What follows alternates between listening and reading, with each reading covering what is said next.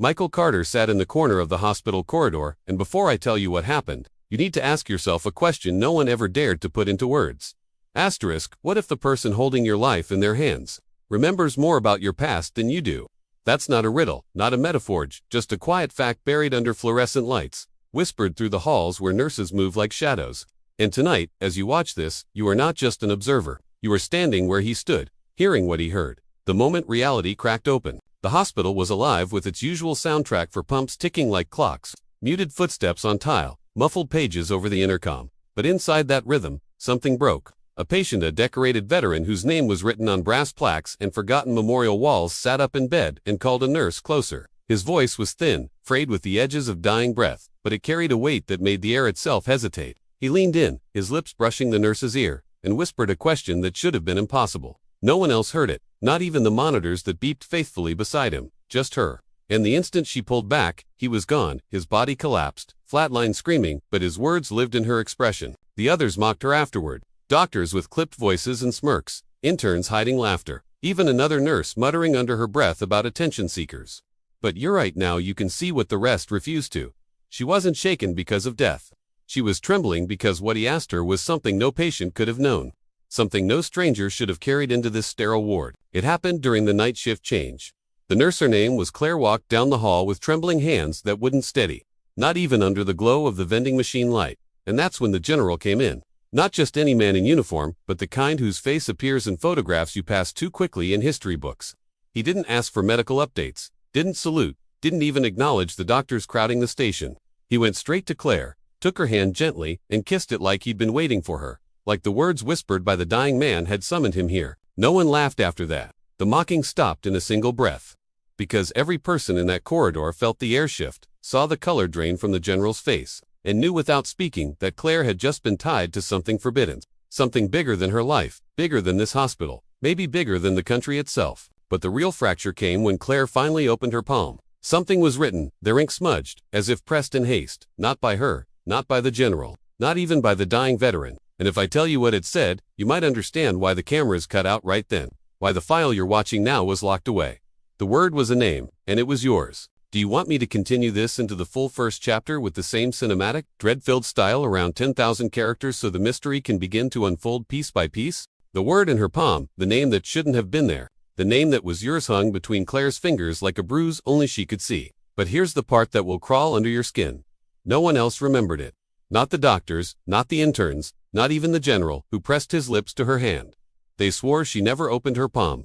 They swore nothing was written there. And yet Claire knew she had seen it, had felt the indentation of the ink sinking into her skin like it was pressed straight into her flesh. That's when the first fracture in reality began. The surveillance footage from the hospital corridor, the file you're seeing now, flickered once, twice, like a heartbeat caught inside the lens. On the playback, Claire doesn't open her hand at all.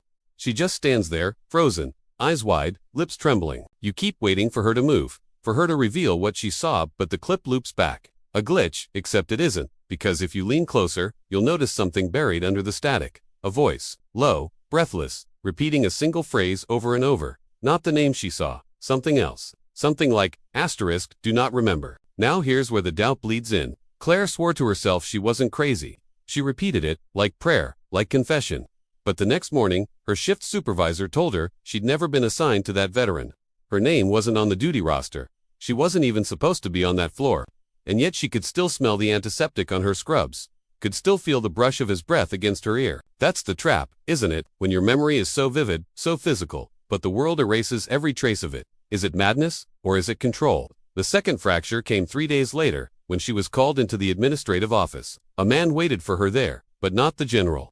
This one wore no uniform, no badge, nothing to anchor him to a role. He introduced himself only as Thomas, with the flat confidence of someone who didn't need to explain further. His eyes never blinked at the right moments. His voice had that strange delay as if the words arrived before his mouth caught up.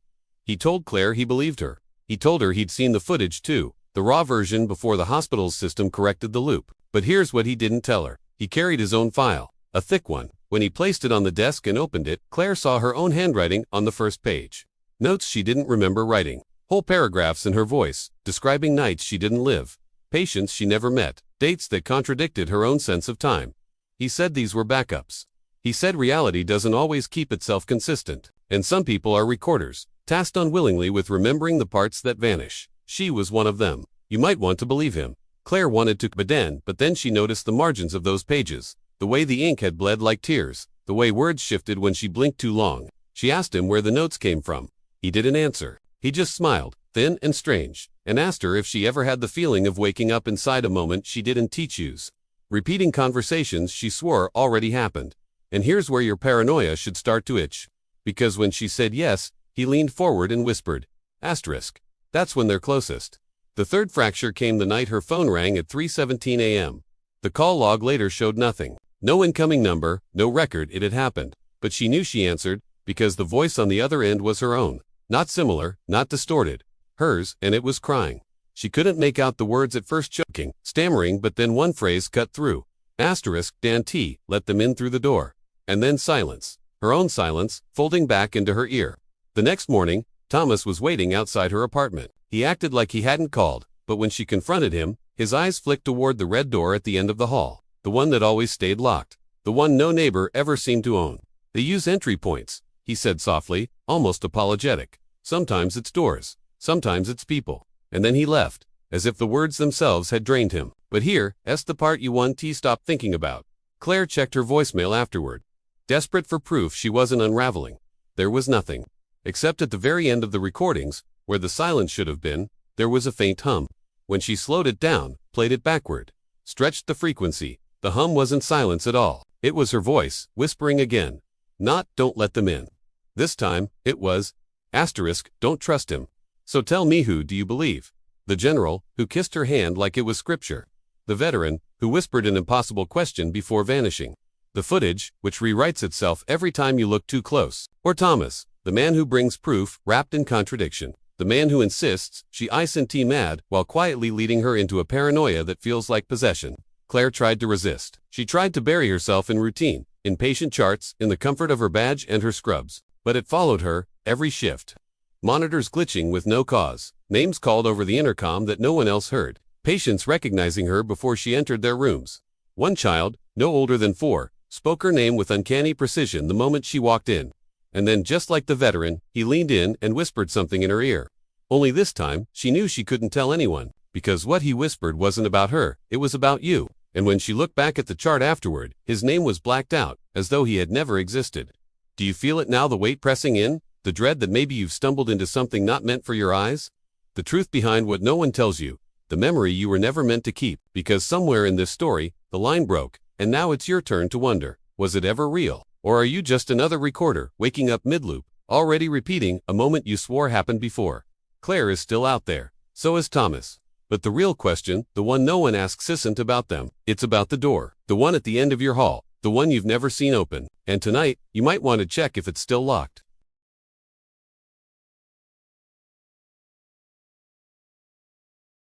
Do you want me to continue into the next chapter, deeper into Claire's unraveling? With heavier focus on memory gaps and contradictions so the paranoia fully consumes the audience. Claire believed she had finally found the shape of the truth. For weeks, her days had blurred into restless nights. Nights into fractures of memory she couldn't hold still long enough to make sense of. But now, sitting alone with the documents, Thomas had left her those smudged, bleeding notes that seemed written by her own hand. She began to recognize patterns. The handwriting wasn't just hers. It carried the exact tilt, the slight curve of letters she remembered from a journal she kept years ago, after her father died. A journal she had thrown into the fire one winter night when grief became unbearable. Yet here it was again, her thoughts circling back through time, written as though she had never burned them. That was the first moment she thought, asterisk, this is bigger than paranoia. This is a recovery. Asterisk, she spread the pages across her kitchen table, and when she looked at them in sequence, they told a story.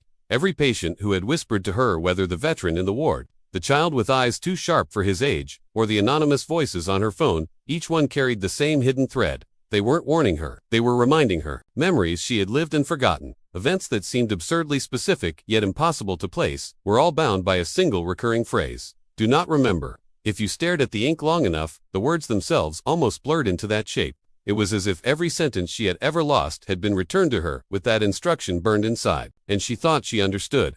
For the first time since the night the veteran died, she felt something close to relief. The hidden truth, the thing she had been circling, was simple. Her mind had been fractured, forced into loops, cut apart, and sewn together. She wasn't cursed or haunted or losing her grip. She was a witness to something engineered. That was the lie. That she was crazy. She wasn't. They had lied to her. And by extension, to you. But memory is treacherous, and it doesn't give back without asking for blood. That night, as she stared at the documents, she remembered a different hospital, not the one she worked in, but the one she had been admitted to when she was 13. A night she had erased from herself, until now. She remembered the sterile hallways, the locked ward, the way she pressed her hand against her palm so hard it left a bruise. She remembered another nurse, one who leaned down and whispered to her the same way the veteran had. Dante let them in. She remembered thinking she was hallucinating, until the nurse never returned to her shift. Her file scrubbed as though she had never existed. The false resolution came easy then, almost seductively. Claire convinced herself the circle was complete, that she had simply been made into the next recorder, that her life was only repeating what had happened before. And maybe that was survivable. Maybe that was something she could live with, if only to know there had been others before her, others who bore the weight of remembering. She almost smiled at the thought. Almost, but then the derailment came, quiet and cruel. It was a single line on the last page of the file. Something she had skimmed over at first, thinking it was another repetition of the phrase she already knew. Only when she leaned closer, tracing the words with her finger, did she notice the difference. The letters weren't inked but press-stitched into the paper from the underside. And the words weren't hers at all. They were yours. They said, you never burned the journal. You never left the ward. You're still there. Her breath caught, the air in the room thickened, as if she had slipped into a space she wasn't meant to occupy. The kitchen light flickered, but not randomly. It pulsed. In time with her heartbeat, she realized, too late, that what she thought was memory recovery might be the opposite. It wasn't the past bleeding into now, it was now dissolving back into then. Every detail she trusted began to collapse. The general's kiss, Thomas's file, the whispers on her voicemail, they weren't events. They were rehearsals, things replayed until she believed in their solidity. The memory glitch widened. She remembered being 13, but now she remembered something else layered on top. Waking up as an adult in that same ward, with the same nurse, leaning close, whispering the same phrase. She remembered a locked red door in the hallway. She remembered Thomas standing beside it. Only this time he was younger, or older, it was impossible to say. And worst of all, she remembered holding the very documents she had in front of her now, watching the words shift and reorder themselves until they spelled out a different hidden truth each time. It was then she knew something had been watching, not outside her, not in the dark corners of the hospital or the blurred edges of surveillance footage, but in her, in the way her memory staggered and reset, in the way her life folded into itself like paper creased too many times. It wasn't a haunting, it was possession by omission, by absence, by the steady erasure of everything she thought belonged to her. It wasn't a face or a voice or a figure at the door, it was the silence between the words, the pause before the whisper, the gap in the recording where reality should have been. The hidden truth she thought she uncovered, unraveled like a thread pulled from the center of her mind. And now you feel it too, don't you? That unease in your chest, that familiarity you can't place. Because what she uncovered wasn't hers alone, it was yours. You've lived through pieces of this without realizing, moments you swore were déjà vu. Nights you woke certain you heard your name in an empty room. Hours you lost between conversations that never matched the clock. They told you it was fatigue, imagination, stress. You're not crazy. They lied to you. Claire's last realization before the blackout was almost too simple. She thought she had found the truth. But when the blackout lifted, she wasn't in her apartment anymore. She was in a room with white walls and no windows. A familiar smell of antiseptic. A red door at the end of the hall. And the faint sound of her own voice, looping on a recorder she didn't recognize, whispering again and again. Don't let them in. Don't let them in. Don't let them in. And here's the twist you won't shake. When investigators later accessed the footage, when they tried to piece together her last known movements, they didn't find her in that room. They found you, sitting where she sat, reading what she read, watching this same file. So tell me now, when you replay the story, when you go back to the beginning, are you sure you'll see what you saw the first time? Or will the words already have changed? Do you want me to continue the fourth chapter by deepening this twist, shifting the story so the viewer themselves becomes entangled as the unreliable witness, unable to tell if Claire ever existed at all? The first crack came not from Claire, but from you, because when the screen froze for just a moment during the replay, when her kitchen flickered into that white room with no windows, you weren't the only one who noticed. A comment appeared below the file, not the kind left by casual viewers. It was a single line, unsigned, no profile picture attached, no trace of an account in the metadata. The words were typed in plain white against black. You were right all along. It vanished within seconds, deleted before you could even decide if you imagined it. But you didn't. Because 3 nights later, In a dream so vivid, you could taste the antiseptic on your tongue. You saw the same phrase, scratched into the paint of a doorframe, not Claire's red door. Another one. The hallway didn't belong to her hospital, or her memory, it belonged to you. That's when the others began to make themselves known. Not openly, never directly, but in fragments buried inside the material itself. In one recovered clip of the veteran's last moments, if you slowed the audio to half speed, a second voice overlapped his words. Too soft to catch unless you knew what you were looking for, but there nonetheless. Asterisk, we've been watching. When you looked at the file's properties, the creation date was wrong off by 20 years, and when you checked again, the date changed. 2003, 1997, 2021. The same file, shifting time like memory itself. Found footage from 20 years ago, yet always new, always waiting. You told yourself it had to be coincidence, but then the symbols began to appear. A circle carved into the side of a bus stop shelter you passed every morning. The same circle half buried in the snow outside your neighbor's house. Drawn again in the margin of Claire's notes, the ones Thomas left. No one acknowledged it but you, and when you traced it absent-mindedly with your finger, a sensation pulsed through your skin, not pain, not heat, but recognition, as if someone else had been drawing it with you, from the inside. Claire had thought she was alone. That was the lie that kept her compliant, docile, afraid. But the hidden truth was that she was one of many. Others had woken up in loops of memory, in mismatched timelines, in rooms with no windows. Others had been told they were crazy, only to find traces of themselves written in files they never created. Others had seen the red door, and now, they were watching you. Not maliciously, not as an enemy, but as witnesses waiting for you to catch up. They had been following this story from the beginning, silently confirming its weight, ensuring you understood the thing no government ever released. None of us were the first, and none of us will be the last. The secret communications grew stranger, layered, recursive. One night, your phone lit up at 2:19 a.m., screen blank, only the faintest hum rising from the speaker. You held it to your ear, and the sound dissolved into words, your own voice again, speaking in a tone you didn't recognize, reciting names you've never heard. But the last word was unmistakable. It was Claire, and when you whispered her name back, the line disconnected, leaving only the lingering hum that filled the silence with more dread than static ever could.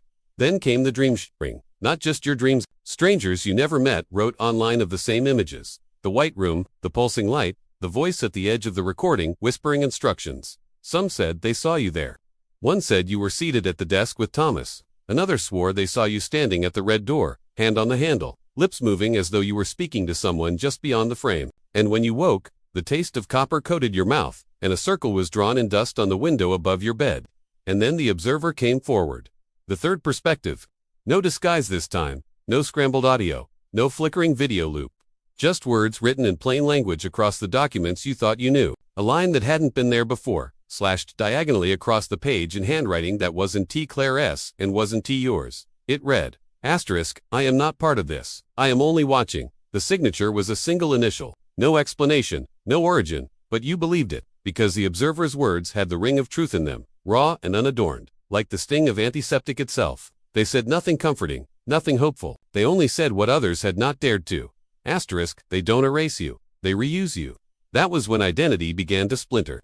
Because if you are reused, if you are recycled through memories that fold and bend across decades, if your thoughts are carried forward from one life to the next, like data, copied and pasted, then who are you? Who is Claire? Who is Thomas? Who is the general, the child, the nurse who whispered when you were 13? And more pressing, who is the one watching now?